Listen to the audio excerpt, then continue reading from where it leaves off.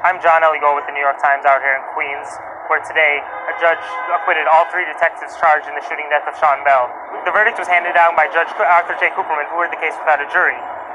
Judge Cooperman cited inconsistencies in the testimony of the prosecution witnesses.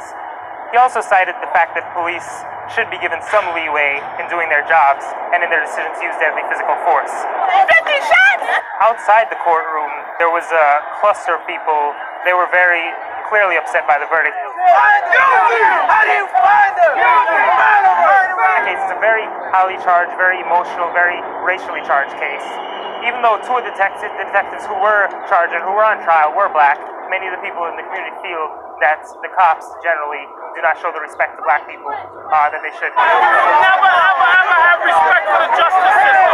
And specifically in the Sean Bell case, the issue of Mr. Bell and the two passengers that were with him, Joseph Guzman and Trent Benfield, both of them were also shot, but they were not killed. But none of the men had guns. None of them were found with guns. And that, I think, has fueled a lot of the public outrage. You cannot walk around with a brush.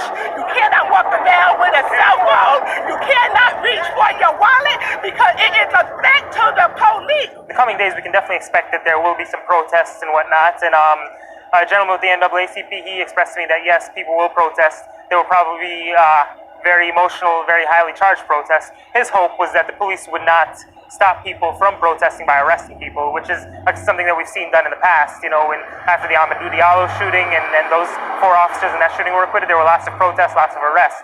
The family of Sean Bell, so his fiancée Nicole Bell, she is suing the city, as well as Joseph Guzman and Trent Benfield, the 2 other gentlemen who were in the car with Mr. Bell. They're all suing the city for a multi-million-dollar lawsuit. So that will be up next. And these detectives aren't necessarily in the clear. They could also face departmental charges from the New York City Police Department, and they could also face federal civil rights charges. And a gentleman who works with the NAACP expressed to me that they will be pushing hard for the federal courts to look at civil rights charges against these officers. So they're not quite in the clear yet.